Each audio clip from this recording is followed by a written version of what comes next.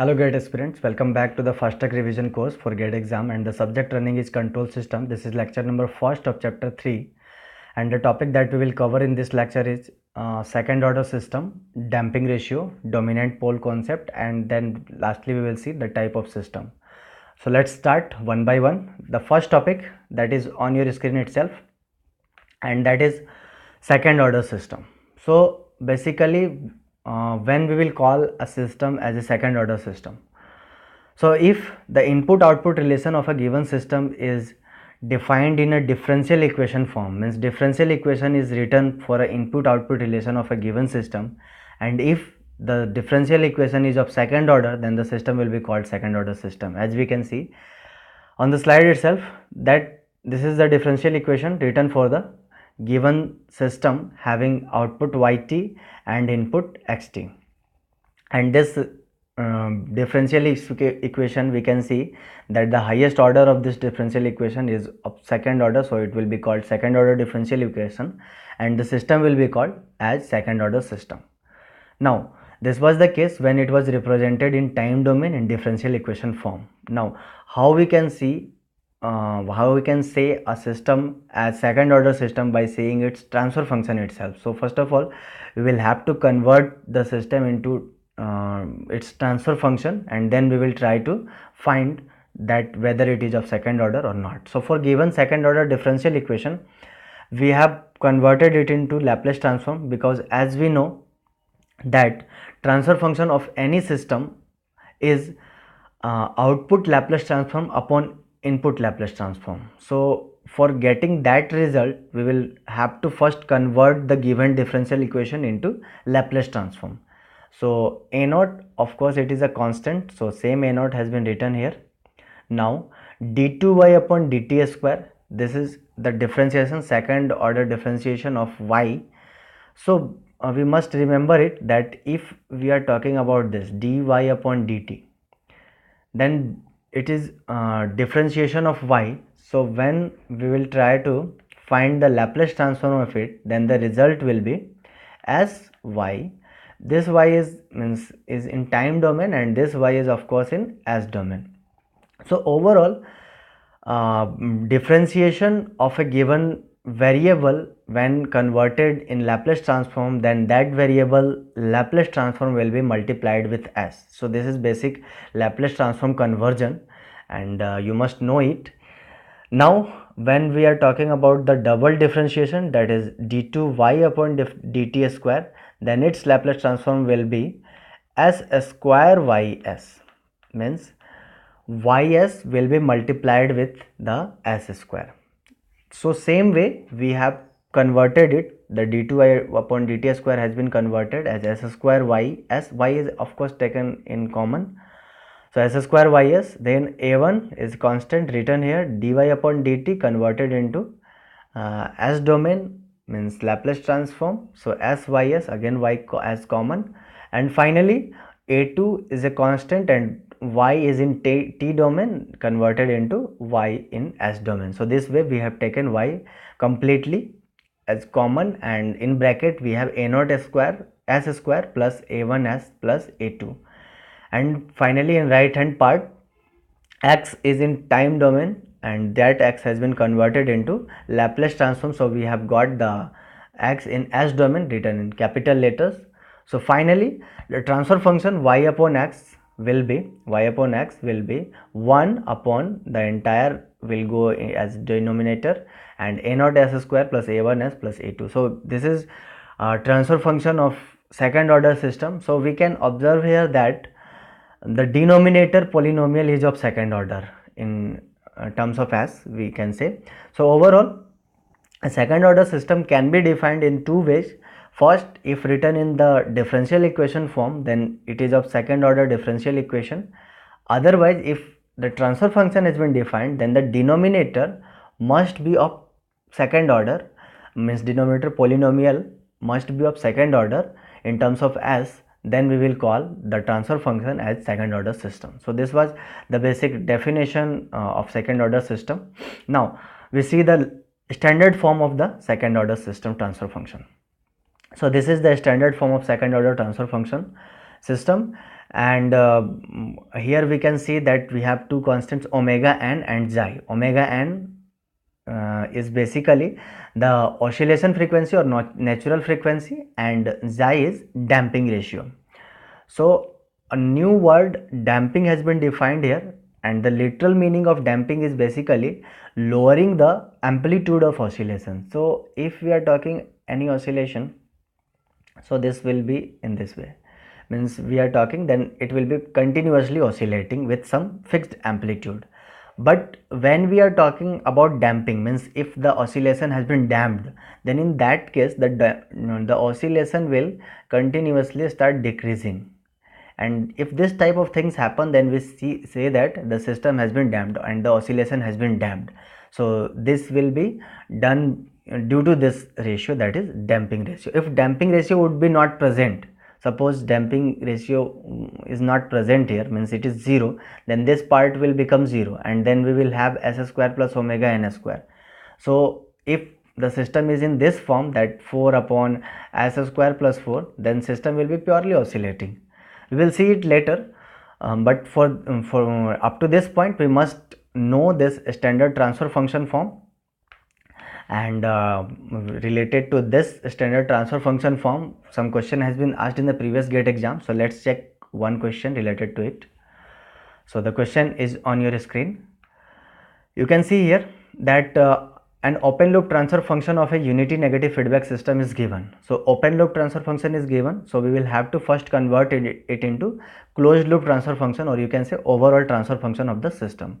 How we can convert it? We already know that for unity negative feedback, g upon 1 plus gh is the formula, and as it is unity, means h is 1, so g upon 1 plus g will be the final formula for the transfer function. Once we will get the transfer function, we will try to compare the transfer function with the standard form of transfer function, and then by checking the damping ratio, which is given here, in this case 0.25, we will try to find this value of gain k.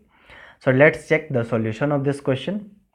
So at first what we have done, we have converted the given system, the given open loop transfer function into closed loop transfer function, and the overall transfer function that we have got is this. Next we will compare it with the standard form of second order transfer function, and by comparing we have got the result omega n square equals to k and 2 xi omega, this is xi actually, so the error, 2 xi omega n is equals to 10 and omega n square equals to k. From numerator part as well we can say that omega n square equals to k. Now as we have this, we have got this from the comparison, and also in the given question we have damping ratio as this xi equals to 0.25. So by just compare for the given values of omega n square, means we have got that these two equation, omega n square equals to k and 2 xi omega n equals to 10. By comparing this and as well as the given damping ratio xi equals to 0.25, putting it in these two equations, we will get the result, the value of k, very easily, and that is 400. So this way we can easily solve this type of question by comparing the given transfer function of a system to the standard form of transfer function, and later analyzing the values of damping ratio and natural frequency. Let's see the next topic, that is dominant pole concept. So what is dominant pole concept basically, and why it is required?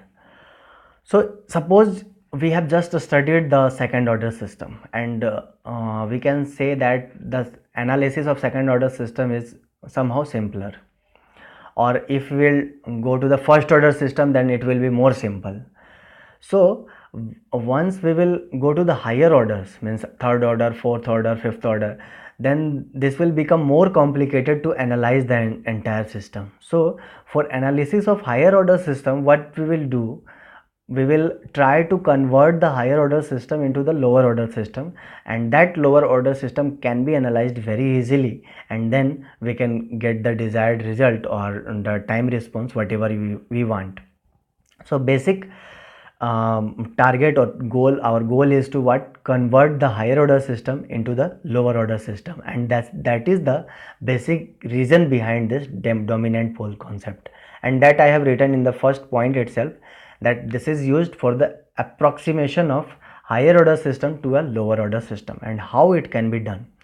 So basically when we are talking about any system, then it will have some parts. Suppose here I have written, for example, s plus 1, s plus 10. This is the denominator. So when we will do the partial fraction of this, then we can get the partial fraction in this form: a upon s plus 1 plus b upon s plus 10. So of the first part, that is s plus 1, when converted into time domain, we will get this result, a exponential minus t, and then when this part will be converted into time domain, we will get this result, b exponential minus 10t. When we try to draw the waveform, means waveform for these two parts in time domain, then what we will get? Basically exponential minus t will be little bit slower as compared to exponential minus 10t. Means exponential minus 10t will reach to its steady state very early as compared to the exponential minus t. Means this is exponential minus t part and this is exponential minus 10t part. We can see from here, from graph itself, that exponential minus 10t has reached to its steady state at this point itself, and exponential minus t has reached to its steady state after a long time. So basic analysis will be for what? Exponential minus 10t, as it has reached in a very less time to its steady state. So either we take it in, we consider it in the time domain, or we do not consider it. There will be no any major difference between either we consider it or we do not consider it. Means if we assume that the system, this part, this exponential minus 10t part has reached its steady state at t equals to 0 itself, means in a very less time itself, then the rest of the analysis will be done for this part only, means for this exponential minus t part only. So the slower part will be more dominating, and that I have written in this approximation as well, that the approximation assumes that the slowest part of the system dominates and the fastest will be ignored. And how it will be ignored? We will assume that the fastest part has reached its steady state in a very less time, so we will approximate the fastest part as it has reached to its steady state, and we will approximate that to the steady state value. And how we can find out the steady state value? So it is very easy. We have already studied in the previous classes that for finding the steady state, what we do, we used to take limit s tends to 0 as, and any function whatever it is, ys or gs, anything. So what we are going to put s tends to 0 in each and every part of the output. So basically in the fastest part, what we will do, we will put s tends to 0, and that will be equated, means approximated as the steady state value for the given system transfer function. So the same I have done here. 1 by s plus 1, s plus 10 is the given question, and of course s plus 1 is the slower part and s plus 10 is the faster one. So s plus 10 is to be ignored. So how we will ignore it? We will put this limit s tends to 0, so we will get this result as 10. So overall, in this way we used to apply that dominant pole concept. Now in other words, in general form, we can say that the poles that are nearest to origin, if we are talking here, that s plus 1 is of course nearest to origin because the pole will be s equals to minus 1, and for s plus 10 the pole will be at s equals to minus 10. So when we will draw it on the s plane, then s equals to minus 1 will be here and s equals to minus 10 will be somehow here. So s equals to minus 10 is very means away from the origin, and s equals to minus 1 is nearest to the origin. So overall, whichever pole is nearest to origin, that will be dominating, and whichever is farthest to the origin, that will be ignored. So this way I have written. In other words, pole nearest to origin will dominate, and overall we can say that if s plus 1 upon s plus alpha 1 s plus beta is the given transfer function, and suppose alpha is less than beta, so alpha, for this s plus alpha will be nearest to origin, so this will be dominating and s plus beta will be ignored. So s plus beta will be approximated as it is in steady state, so s will means limit s tends to 0 will be taken, so s plus beta has been approximated as beta and s plus alpha will remain here as it is dominating. This way we have applied the dominant pole concept. So this was the concept behind it. Next, see the question, one of the gate questions that has been asked related to this concept. So this is on your screen itself, you can see here the transfer function. We can easily analyze that the given transfer function from the denominator itself. We can see that this part is of order 2 and this part is of order 1. So when it is multiplied, then the overall order will be of course 3. So this is third order system. Transfer function is given for the third order system. Now we will try to approximate it as second order system. So for converting it into second order system, we will use the dominant pole concept. Now dominant pole concept means the poles that are nearer to the origin or nearest to the origin will remain same, and the pole away from origin will be ignored, or you can say that will be converted into the approximated value as it is in steady state. So if we will try to draw the poles for this, so s square plus s plus 1, when we will solve it, we will get somehow the result in this way, very near to origin, and s plus 5, when it will be solved, then we will get the pole here at minus 5 position. So overall we can see that pole is away for s plus 5, so this part will be of course ignored and this part will remain same. So let's check the solution for this question.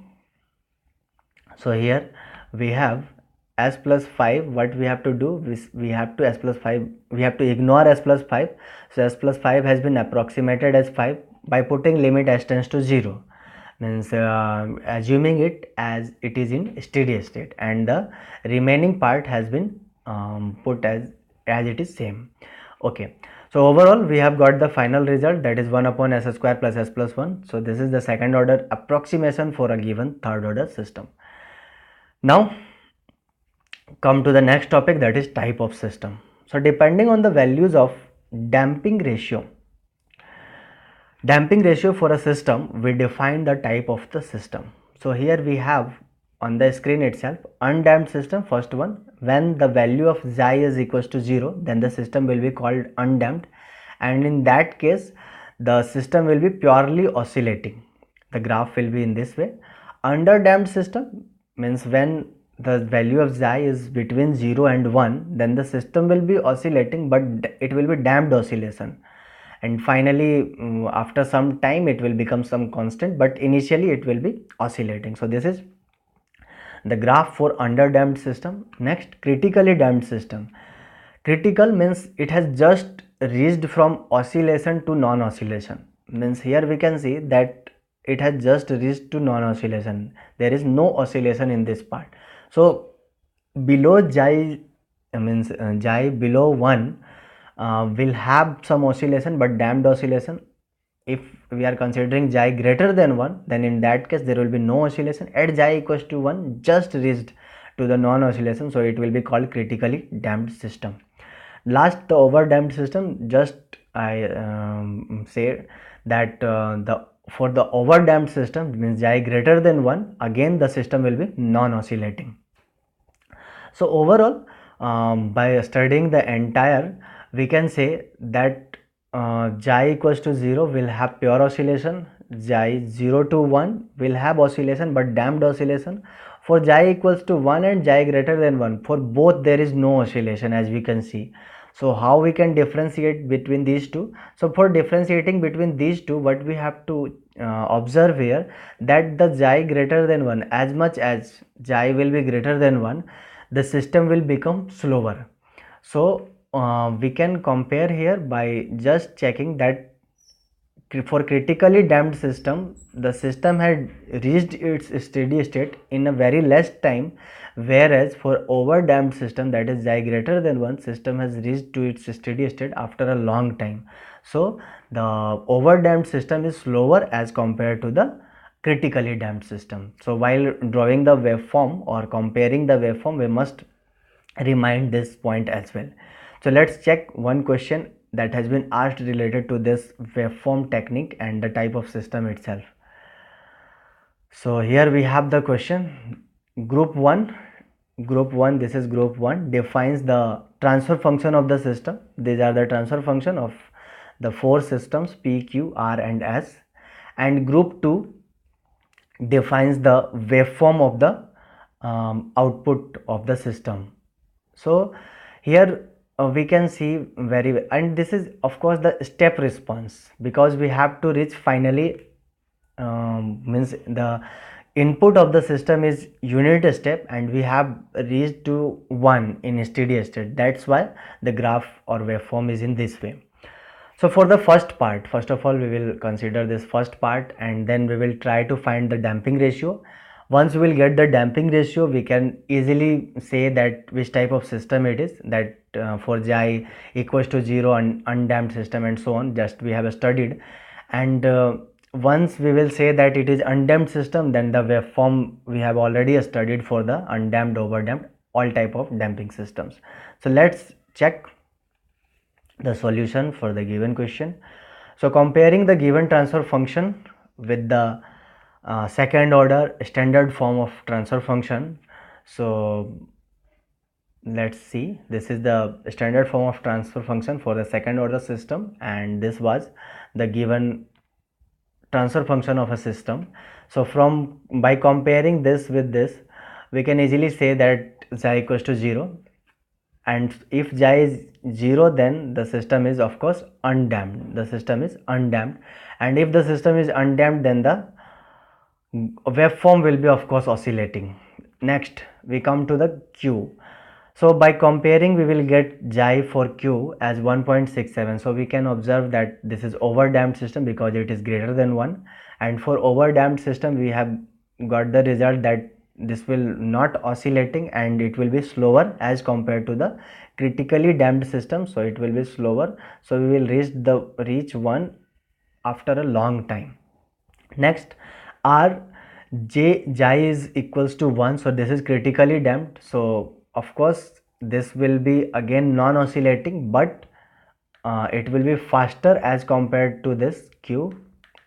So this will be faster, so we will reach earlier to its steady state. And finally, S, the transfer function of S is given as 49 upon s square plus 7s plus 49, and when we will solve it, then we will get the value of xi as 0.5, and so we can say that this is underdamped system. And for underdamped system, we know that it will be somehow oscillating, but damped oscillation will be there, that once we will start oscillation and then oscillation will further reduce and finally it will become constant. So this way we have drawn the waveform for each and every values of the transfer function of given systems, and so we will compare, means match the remaining part. So that is your homework and you can do that. So overall we have done the topics that I have just introduced in this lecture, and we will see some other topic in the next lecture. Thank you so much for watching it.